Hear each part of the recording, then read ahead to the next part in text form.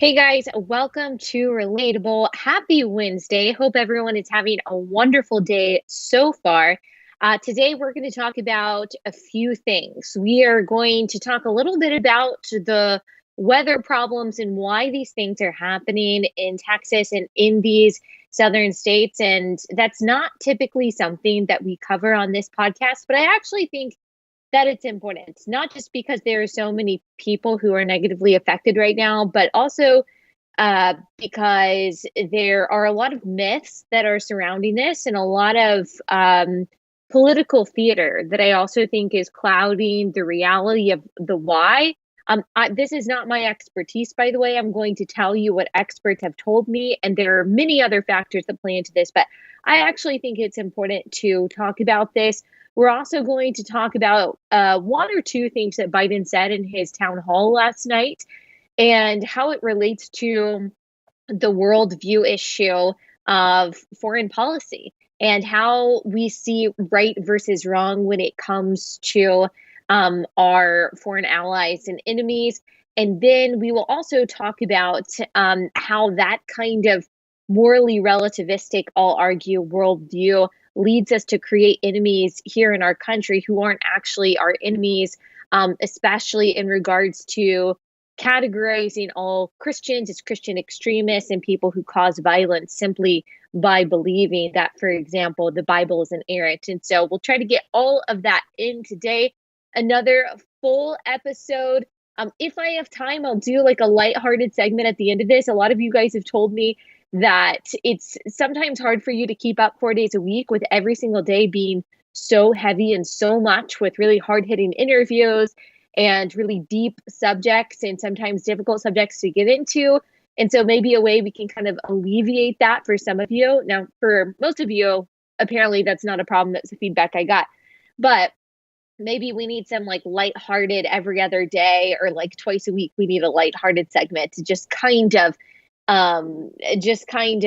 make it not quite so heavy every single day, because I do feel that, like, I feel that feedback that it can be hard to keep up with or overwhelming to keep up with when there's so much. There's just so much there because the guests that we have are just so super smart and they give us so much wisdom and insight, so much to think about. Sometimes you feel like you have to chew on it a couple days before you can come back and listen to another similar episode. So I understand. Now, for those of you who on Instagram, you were like, please do not make your episodes any different. Please don't make them shorter. Please don't take any episodes away during the week. You do not have to fear.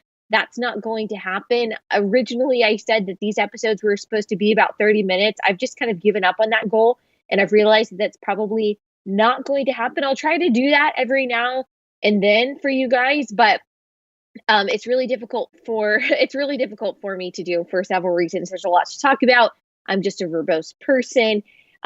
It's just difficult for me to kind of abbreviate these to 30 minutes. I'm also not going to make them any fewer than 4 episodes a week. So the vast majority of you have told me that you like the format, you like the cadence, you like how many there are a week, you like the subject matter, you like how long they are. Some of you want 5 days a week. Some of you want them to be an hour to 2 hours long. That's probably not going to happen either. I don't know if anyone, including myself on this team, has time for all of that craziness. I could honestly talk for 4 hours a day, but we just don't have time at this stage in our life. So anyway, thank you guys so much for your feedback, and thank you so much for listening and watching and all that good stuff. I am very, very grateful for you. All right, let's start by talking about what's happening in Texas. This is not just happening in Texas. There's bad weather in the surrounding areas. So Arkansas's got some bad weather. Louisiana's got some bad weather. Oklahoma's got some bad weather. All of these states, Oklahoma is more used to this kind of snowy weather. They're a little bit probably more prepared in areas of Oklahoma. Texas, not so much. Arkansas and Louisiana are having a tough go of it. Power has been out for millions of Texans for several days now. We're talking about nursing homes. We're talking about vulnerable people who don't have any access to power. Some people's water has been shut off. The water treatment facilities have been shut down. In some places, pipes have been frozen. People just have no way to get to the resources that they need to survive. If you think about elderly people who certainly can't and should not go out and drive. They don't have anyone to come help them. I heard a terrible, terrible story. My mom has a friend whose mom is in a nursing home in an affluent area in the DFW area, and she has not had power in this nursing home for now 48 hours and has also not seen anyone. So the staff apparently hasn't even been able to show up to work. And so if you think about these nursing homes where they need life-saving medication, a lot of them are on oxygen. They need help going to the bathroom, bathing, eating. Apparently, this woman also hasn't eaten in a couple days because she just hasn't had any help. They rely on the nursing home to make their meals every day. I mean, this is criminal what's going on. It is absolutely tragic just how unprepared we are. Now, some people are saying, I saw AOC saying, I saw, of course, Beto at work saying that this has to do with climate change. This is what happens when you elect climate deniers.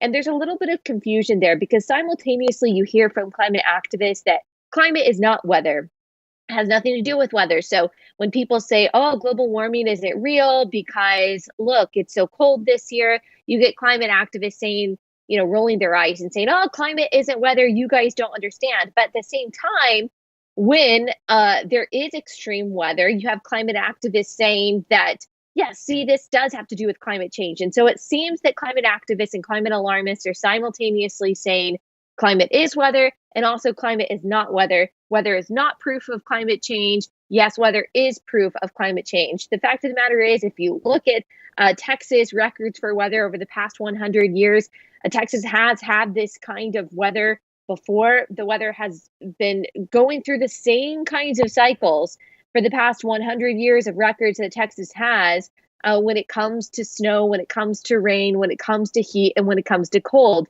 This is very rare for Texas to have this kind of cold, to have this kind of snow. Very, very rare. Growing up in Texas, we would be super excited if we had one day of like kind of icy snow. It's very rare for Texas to actually have snow, like powder type snow. It's usually some kind of combination of like 75% ice and a little bit of snow. It would last for a few hours in one day, and then by the afternoon it would melt and everyone would be so excited because you get to take the day off school and all of that stuff. But having like 2 days worth of snow and having the weather in the teens, that is very rare. It's usually like maybe 25 is the coldest, but usually stays in the 30s and 40s, especially by February. And so people they're just not mentally prepared for this. People don't even have like the right clothes, because why would you invest in, why would you invest in kind of clothing and gear for this type of weather when it is just so very rare for this to happen?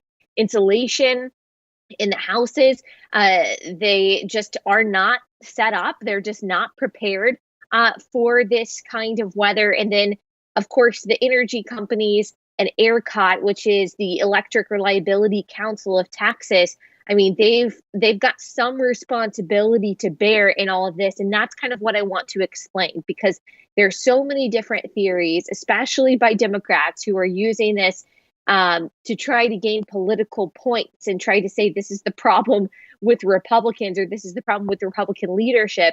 They're making assertions that just aren't true, that just aren't based on facts. And like I said, I'm definitely not the foremost expert on all of this, but I have talked to people who do know so much more than I do. And so I'm going to explain a tiny snippet of what I know and what I kind of understand when it comes to all of this stuff.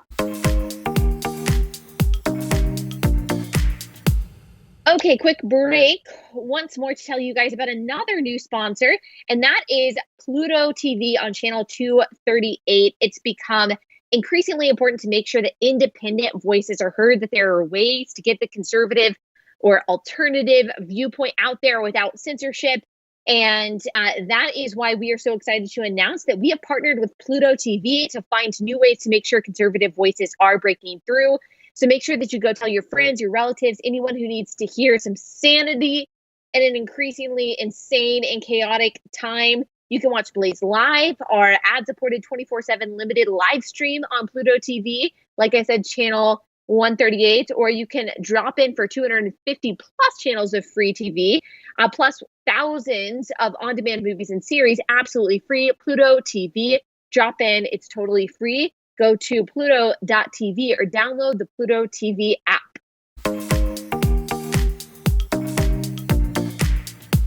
So, like I said, the Electric Reliability Council of Texas, that is ERCOT, that's an acronym that you've probably seen, especially if you live in Texas. You probably never even heard of them because you don't know what they do. They have a board that is appointed by power companies. And one of the problems that some people are saying is that actually they're not required to live in Texas. So some of the board members of the Electric Reliability Council of Texas don't even live in Texas. And you can see how that would be a problem. They're not even touched by the crisis at hand. They might not even have any family or friends who are touched by the crisis at hand. And they might not even know how all of this works exactly because they're not in Texas. So the Electric Reliability Council of Texas is under the authority of the Public Utilities Commission, which is the PUC. That is appointed by the governor, and the PUC sets the rules for ERCOT. So yes, the governor definitely has some authority over this, and everything rises and falls on leadership, but he doesn't have necessarily so much power to change the way that things are going. The legislature, the state legislature, however, does, because the legislature sets the rules via law to say what the PUC, who is over ERCOT, can and cannot do. And so a few years ago, ERCOT decided that they were going to reduce excess energy capacity that they maintain. They buy energy from solar plants, from wind plants, from natural gas, coal, and nuclear plants. Decided that they would not buy energy above more than 10% than what they think that they will actually need at any particular time. That's a very slim margin. Experts recommended to the legislature that, hey, this needs to go up to 20%. Like that needs to be the rule that's set by the PUC that then regulates or commands what ERCOT actually does and the margins that they are allowed to have. And so ERCOT decided that their margin was just going to be 10%. They thought that they would be able to buy any excess energy that they needed relatively cheaply in a time of crisis. But that is a huge risk. And that's what we're seeing right now, the consequence of taking that risk. When it gets really hot, demand goes up. When it gets really cold, demand goes up. And there's just not enough energy right now in Texas to meet that demand because ERCOT decided, for one of the reasons is that ERCOT decided they were only going to keep 10% of that excess energy at all times. So when we don't have the capacity that we need, when we don't have that bigger margin of about 20% that we need, we can't just turn around to the energy suppliers and say, hey, we need more energy. ERCOT can't necessarily do that. It's not that easy. The suppliers aren't going to supply energy that they don't know that they will be able to sell. Wind and solar power, they became totally unreliable over the past few days. We get about 25% of our energy through wind and solar power, but both of those things froze. So the solar panels were covered in ice, the wind turbines froze, and so now we can't get any energy from where we were previously getting 25% of our energy. So you can see how that's a problem. The natural gas wells froze, in part because we didn't protect the valves from severe weather, because again, that's just so rare in Texas. And so there were a lot of recommendations that were ignored by energy companies, by the legislature. So yes, there are politics that certainly have to do with all of this. But it's not all politics. It also has to do with these energy companies, with ERCOT, with the PUC, and with the various choices that they have made and the various risks that they have taken over the years. And so that's part of the problem. Again, I'm just scratching the surface. A lot of people could tell you a variety of reasons why all of this is going on. In some cases, this feels criminal. The fact that there are vulnerable people, there are elderly people, there are sick people, there are nursing homes that do not have power and have not had power for days. don't have water. The water treatment facilities are shut down. And so some people are having to boil their water, or they're just not getting any water at all. I mean, what is the single mom supposed to do who has to boil water to have formula for her infant? Like, think about all the situations in which people are right now, that they are just completely without the resources that they need to be able to survive. I mean, think about the elderly people that live by themselves. Think about all of the vulnerable people who are unable to defend themselves against the elements, who have been without power, without heat, in 15-degree weather for the past few days. I mean, it's awful. There are so many things that the government does in excess. Like, there are so many things that the government should not be in charge of, that the government should not have their hand in whatsoever. There are so many times when the government just needs to leave things alone and needs to leave us alone. There are so many things that the government should not be doing from my conservative perspective. But it seems like the least that they could possibly do was to ensure that the people in their state, the constituents that they have power and aren't going to freeze to death, or aren't going to go without water for several days, or a nursing home isn't going to go without heat for days on end. I mean, some people apparently aren't going to have power for weeks. That is criminal. So for all of the things that the government says, oh, this is my job to make people's life better, this is my job to intervene, this is my job to interfere, you're telling me you can't even keep people's power on? And I think that this is actually a moment for us to realize just how incompetent government can be, whether it's Republican or Democrat. Of course, I vote Republican. I don't think Democratic leadership at all would make this any better. People saying on Twitter, oh, if just Beto O'Rourke was our leader, like if he just came along and he made better decisions. No. Like, I see no evidence for his leadership capabilities whatsoever. He complained about it on Twitter. He didn't offer any solutions at all. People saying that, oh, Greg Abbott is so awful and we just need a Democratic leader. I see no evidence of that. Sure, I think that some things were ignored and some mistakes were made by politicians in Texas. That is certainly true. But to lay it all on their feet is just not an accurate assessment of what's going on. And to say the Democrats would do this better, I just don't see any proof of that.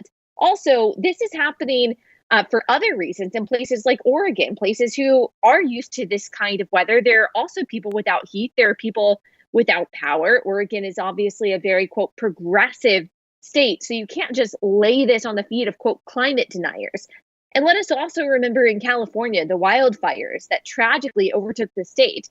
There were a variety of reasons for that. And Democrats and people on the left had no problem saying that this also had to do with climate change, that this was also the fault of climate deniers. Yes, because climate change deniers dominate the state legislature in California. And I'm sure Gavin Newsom fits that bill as well. No, we talked about it at the time.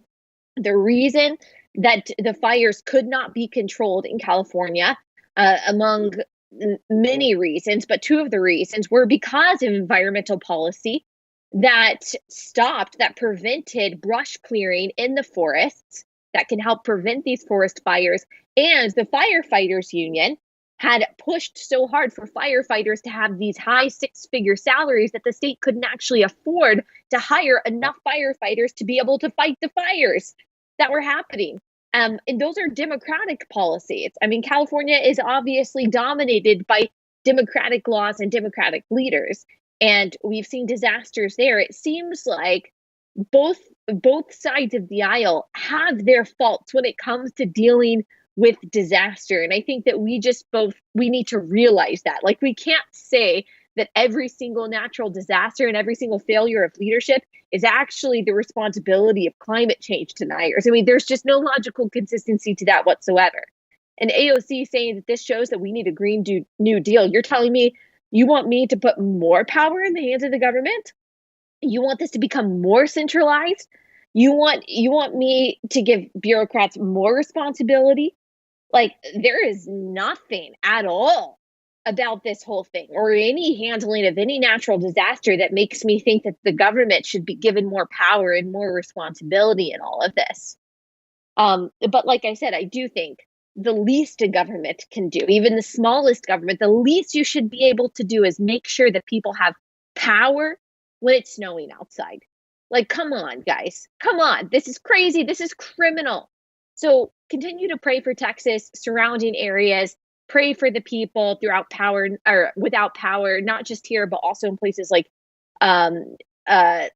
Oregon, and just pray for the power to turn on, especially for vulnerable people, especially for those who can't help themselves, who can't provide for themselves, the elderly, the people with special needs, the people who live by themselves, people in poorer areas. They just don't have the resources. They can't drive to some of these centers that are providing water, who are providing food. They are providing heat. Pray for those people. Pray for them to be able to get power. It's tragic all around. And tomorrow, by the way, tomorrow is my birthday. It starts my last year of being 29, and I will be posting about a charity that I want you guys to donate to down in Texas. It's a pregnancy center, and vulnerable moms who are already in crisis right now, pregnant moms who are in crisis, are in special and particular need of our help right now. They might already be in a crisis situation. They might already be in a vulnerable situation. And the only place where they are able to get the supplies that they need, and not just pregnant moms, but new moms as well. They can't go out and get diapers. They can't afford diapers right now. They don't have anywhere to turn for help. And these pregnancy centers, these crisis pregnancy centers, are going to be the only resource centers where a lot of vulnerable moms and families can go to get the supplies that they need. And so tomorrow for my birthday, I will post the link to the Amazon registry for this particular center. I would love for you guys to help out Texas in that way, and to help out moms in crisis in Texas in that way by donating baby items. So just be on the lookout for that tomorrow. I'll post it on social media, and I will also provide the link in the description. All right. So I just wanted to talk about all of that. We probably won't be able to get to everything that I want to talk about today per usual, but I do want to talk about this town hall that Biden participated in, hosted by CNN last night, where he made a series of gaffes, you guys. He is more prone to gaffes than Trump was, and that is very difficult to do. But it's very interesting to watch the media constantly cover for him and tell us what he actually meant, and give him the benefit of the doubt, and kind of be the Biden translator when he says something that is clearly weird or clearly offensive or clearly incorrect. The media clamors to cover for him and say, well, this is what he really meant. I don't remember any kind of BOD being given to Trump when he messed up, or when he actually said something was true. They actually worked overtime to try to tell you why it wasn't actually totally accurate. So we're going to get into a couple of the things that he said last night. First, I got to tell you guys about a new sponsor, and that is Issue. So Issue is an all-in-one platform to create and distribute beautiful digital publications, from brochures to magazines to sales collateral and more. It's perfect for creators. It's great for marketers or designers or educators, publishers, salespeople, or anyone who wants to make some kind of eye-catching content. Issue makes it really easy. All you have to do is upload your PDFs and your files to Issue, and they transform them using your vision and your customizable templates to create the content that you want. And so you tell the people at Issue, okay, like, here are my images, here are the words that I want. Can you give me some kind of amazing marketing flyer, or some kind of explainer for my class, or whatever it is? And they will create this beautiful design for you. And you don't have to do any of the work. You just kind of tell them your vision, and they can accomplish it for you. With Issue, you create it once and distribute it everywhere. Everything is optimized to post on your website and social platforms like Instagram and Facebook. They can even help you make animated Instagram stories. And so this is just a way, if you're looking to up your brand, if you're looking to up your aesthetic on your website or on your Instagram, then Issue is a really good way to do that. You can actually start using Issue for free. They also offer premium features that give a more customized experience if that's something that you want to do to upgrade. So you can get started with Issue today for free, or if you sign up for a premium account, you will get 50% off when you go to Issue. Now that's spelled interestingly, issuu.com/podcast, and use promo code Allie. So if you want to get that premium subscription, which I do recommend because it gives you access to a lot of other things that you can add to your marketing materials, go to issue.com/podcast, use promo code Allie, and you get 50% off. That's issue.com/podcast, promo code Allie for 50% off. Issue.com/podcast, promo code Allie. All right, let's talk a little bit about this Biden town hall. There were a few things that he said that just made me laugh. He said, for example, did you ever think that a few years ago you would see biracial couples every other commercial? Okay, let's just play that little snippet. Did you ever 5 years ago think every second or third ad out of 5 or 6 you'd turn on would be biracial couples? I mean, that's just a strange thing to say, right?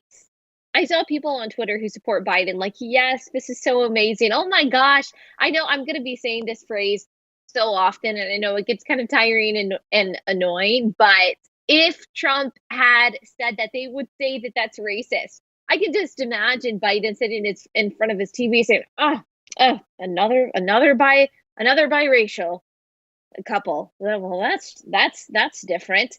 I mean, I think several years ago, he would have referred to that as, quote, what phrase did he use? Racial jungle, when he was talking about what kind of school he didn't want his children to go to when he was serving as senator. But, apparently this is a sign of progress, which I'm totally fine with that. If we want to talk about how increased representation is a sign of progress, then I would agree with that. There are unfortunately a lot of critical race theorists out there who say that there's been no progress whatsoever in the way of representation. And the fact that there are more biracial couples on television and advertisement, it actually means nothing. Or the fact that we have Black billionaires, or the fact that we had a Black president, critical race theorists will tell you that that means nothing, that we're still in the same place that we were in the 1960s, back when Joe Biden turned like 55. All right. He said a few other things. He says, everyone knows I like kids more than people. I'll play you that really quickly. Everybody knows I like kids better than people. There's so many things with that. Obviously, kids are people. And so that's a little bit confusing. Also, there were accusations of Biden during the campaign of kind of being creepy. It's just, again, a weird thing to say. If Trump had said that, oh my goodness, there would be think pieces and op-eds. There would be headlines about how troubling this was to say. Oh, wow, it's so obvious that Trump doesn't think kids are people. That explains what's happening at the border.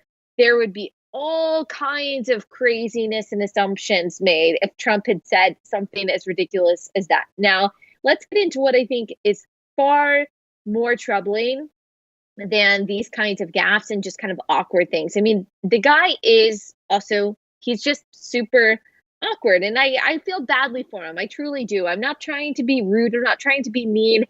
I just think that he has an inability to be able to articulate things well. And I also think that Trump had a hard time articulating as well, but he's always kind of been like that. Like Trump's cadence, his rhetoric, how he talks, how he explains things, his mannerisms have always basically been the same. I don't think that's true of Joe Biden. Like if you saw his other several failed presidential campaigns over the years and you heard him speak, you could tell that he was very coherent, that he was able to articulate his thoughts. Even though I disagreed with him, he, was able to say what he thought in a way that actually made logical sense. He just doesn't seem to be able to do that anymore. And it does make me sad. And he's constantly apologizing too. Like if you noticed in the town hall, he's constantly saying, oh, I'm sorry. I'm sorry. I shouldn't explain that. Or like, I shouldn't say it that way. And I actually think that's probably a nervous tick, because I think he loses his train of thought really easily. And then he apologizes, trying to make it come across as courteous. I think it's actually coming across as, oh my gosh, I don't really know what I'm saying and I don't want to mess up again. So he just apologizes for it. It's hard for me to imagine him on the phone with foreign leaders. And again, and I'm not trying to just like caveat everything, but I do think back about what I thought about Trump. And it was hard for me to imagine Trump on the phone with a lot of these leaders too, but again, for different reasons. And apparently Joe Biden had talked to Xi Jinping and he was asked about this in the town hall. I want to play you this clip and I'll talk about why I think it's so incredibly troubling and why we should care about it.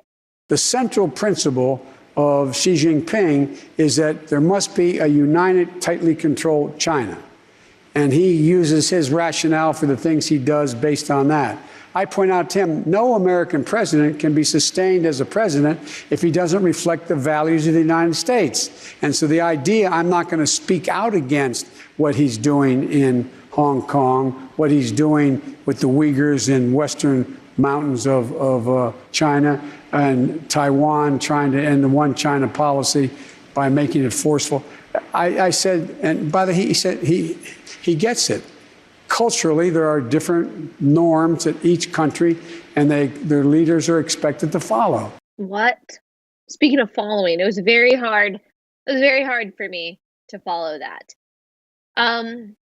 If I wanted to give an extremely generous, an extremely charitable interpretation of what he said, I would say that he wasn't necessarily saying that he condones what's happening there, but that it's very difficult to communicate his disapproval to the leader of China because they have different goals and China doesn't have the same worldview or the same perspective or the same priorities that the United States does. And sure, I think that's true, but I don't know if I can say that that very generous, very charitable interpretation of what he says is actually accurate. I think that it shows a kind of Neville Chamberlain weakness when it comes to foreign policy. And unfortunately, this is characteristic of liberal foreign policy nowadays. It certainly was characteristic of Barack Obama's foreign policy. Barack Obama's foreign policy was an abject failure. Like when Joe Biden talks about, okay, we got to get back into normal, we got to make sure that we are once again a player on the world stage. Well, we didn't get into any new foreign wars under Donald Trump, and there were unprecedented peace deals that were orchestrated by the Trump administration. And so why would we want to get away from that? Normalcy now under a democratic regime is appeasement to hostile foreign powers like Iran and even Russia, and yes, China too. Now, I do think that Biden has appointed some people who see the evils that China is perpetuating and does stand against that. But we have seen, unfortunately, a lot of troubling policy and retraction of policy from the Biden administration. And if you want more information on that, I'll put the link in this description to an episode I did last week when I talked to Melissa Chen. She is an expert on China. She writes for The Spectator, and she has talked about a lot of the troubling decisions that the Biden administration has made, and even some of the rhetoric that they have that they have been using in regards to China and why we should be concerned about that. So go back and listen to that episode with Melissa Chen. She also said something that I thought was accurate and interesting and disturbing in regards to this particular line by Biden. She said that the idea of universal human rights, which I think most liberals would say that they agree with, and the idea of cultural relativism are completely incongruent. They contradict one another. So we can't simultaneously say that every human has a right to X, Y, Z, and then also say, well, culturally things are different. China just has different priorities, and that's what inspires Xi Jinping to place Muslims in re-education camps or persecute Christians or ensure people don't have any kind of freedom of speech or to take over Hong Kong or to terrorize Taiwan. That is a kind of moral relativism that we should be opposing with everything in us. This kind of postmodern, your right is your right, your truth is your truth, and I can't tell you any differently. This kind of postmodern worldview has not only infected academia here, it's not only infected our moral compass here, our sense of our sense of who we are as people. It's also affected our sense of who we are as a country, and it's affected our foreign policy as well. And this is disastrous. Like I said, this is very similar to the foreign policy of the Prime Minister of the UK, Neville Chamberlain, who was Prime Minister from, I think, 1937 to 1940, who was known for appeasing Nazi Germany, specifically the Munich Agreement, when he conceded Czechoslovakia to Germany. He did end up declaring war on Germany, but it was too little too late. His theory that if we just kind of allowed Nazi Germany to do what they want to do, then everything's going to be okay. It absolutely failed. And it's going to fail here. That's not how you handle these hostile regimes. And we've talked about so many times what China is guilty of, what they are perpetuating, and it's not contained in China. They're not interested in just a tightly controlled China. No matter what Joe Biden said, they are interested in world domination. And we absolutely have to care who the world power is, which means you absolutely have to care which values a particular country purports, which values they actually have. Do you want the world leader to be a country who does not believe in human rights, who does not believe in any form of equality, who does not believe in free speech, who doesn't believe in freedom of religion, who doesn't believe in any kind of personal liberty or any kind of right to privacy, and ultimately any kind of right to property or right to due process? There is no even-handed or impartial rule of law to speak of. There is no idea of an inherent human right in China. That is why we see the disasters that we do. That's why we see them being a bully, not just to their own people, but also abroad. I mean, they're a colonizing, imperialistic, racist, xenophobic, Islamophobic, every kind of phobic that you can think of regime. And people here think it's worse if America is the world leader. Look, guys, there's always going to be a world leader. There's going to be one guy on top. Do you want it to be America, who, with all of our flaws and failures, actually do have founding documents and founding ideals which guarantee people rights that are given to us by God and therefore cannot be taken away arbitrarily by the government, and who has done more good in the world than any other country by far in all of history, no matter what your critical race theory curriculum has been telling you? Or do you want it to be a country who right now is perpetuating the same kinds of crimes against humanity that we saw in Nazi Germany in the last century? There is no reason that we should be treating China any differently or regarding China any differently than Nazi Germany. And the fact that people hem and haw around that it's somehow different, that it's culturally relative, that it's morally relative, that who are we to be able to criticize someone like China when we do X, Y, Z? It is not morally equivalent at all. And this is where the kind of godless postmodernism and moral relativism gets you. It makes you stupid when it comes to foreign policy. It makes you unable to say what is right, what is wrong, not to mention what critical race theory does to your mind. Critical race theory that says everything in America is so endemically racist and pervasively racist. Everyone who is white is either complicit or racist. Everyone who is white is part of the problem. White supremacy is our chief sin, and it infects everything. And everyone who is non-white is on the side of the oppressed. That restricts you from being able to see the world as it is, that oppressors come in every color, that the oppressed comes in every color, and that the history of the world is enslaving and being enslaved, oppressing and being oppressed, colonizing and being colonized, conquering and being conquered.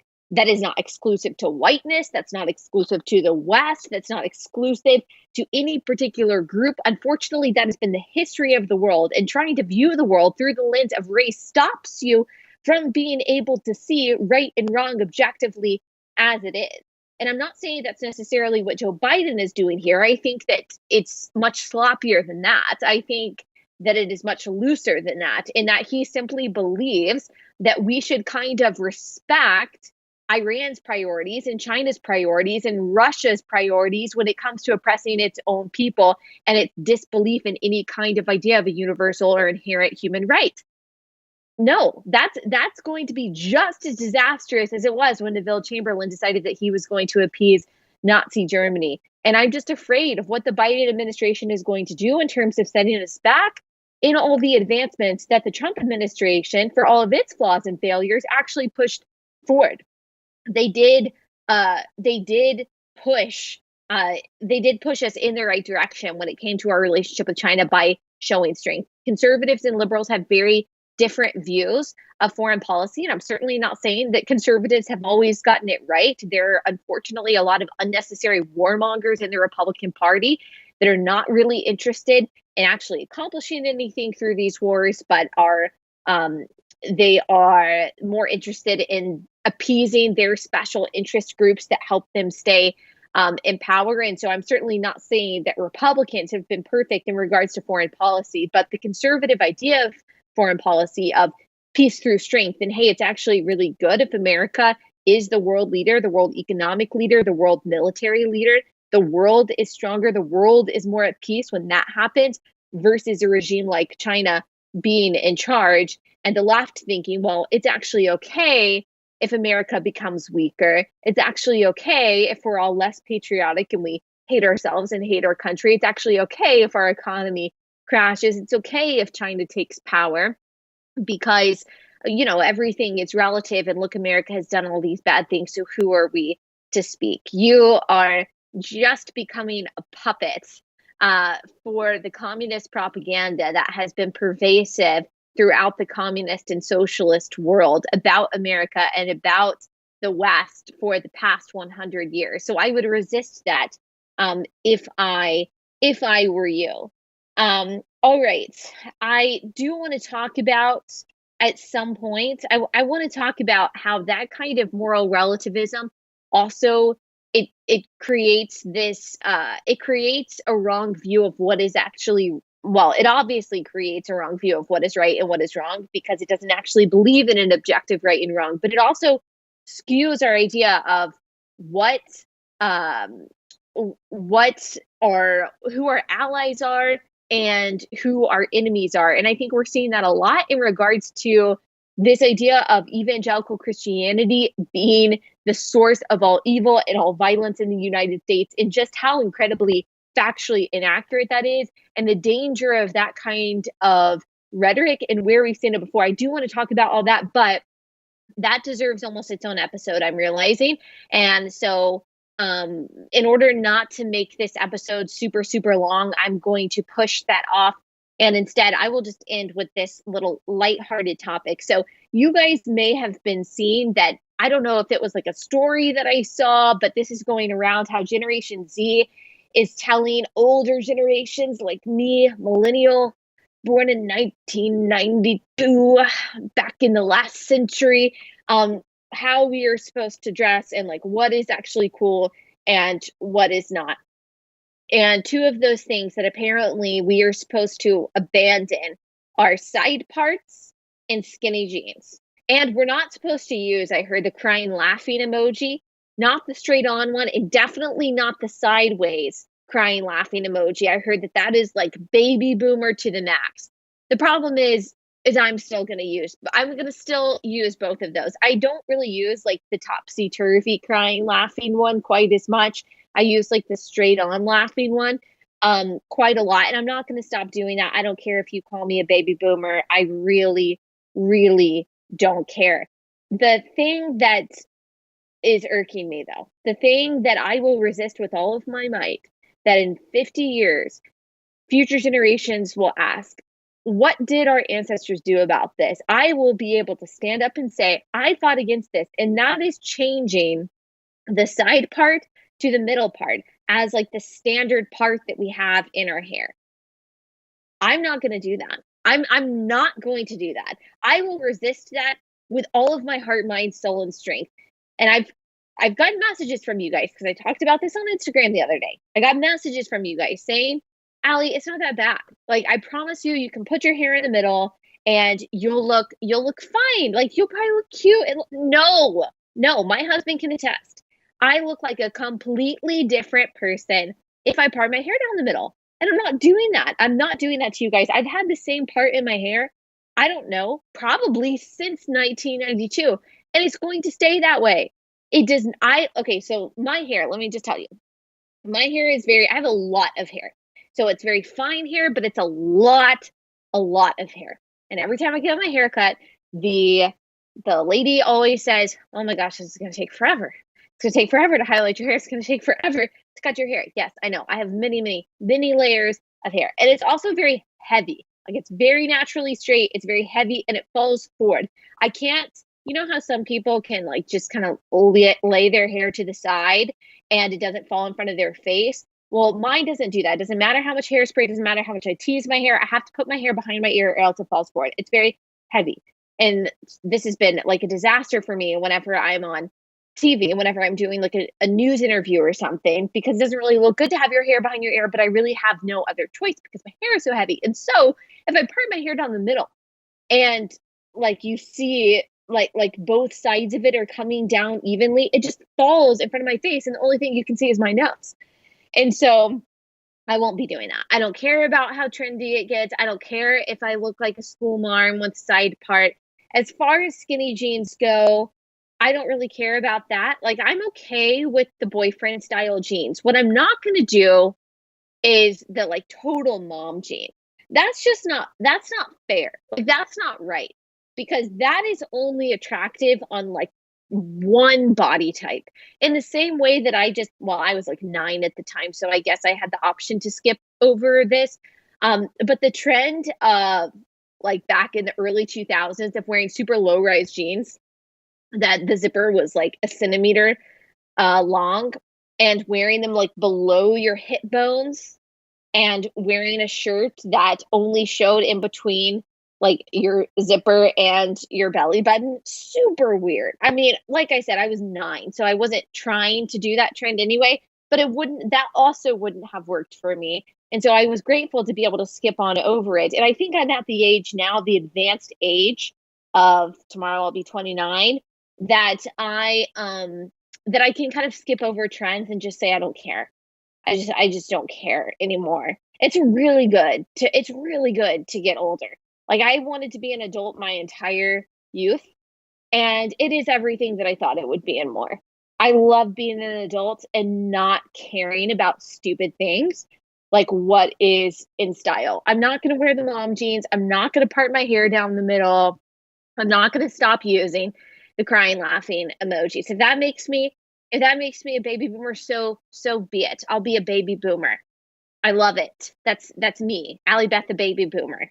I just don't care anymore. I don't need to be cool. And I know that all of you out there who are over the age of 25, that you are probably thinking the same thing. And I will stand in solidarity with you so that future generations, that they will not be able to say that their ancestors didn't do something about all of this. We will resist with all of our might. And all right, that's all I've got to say today.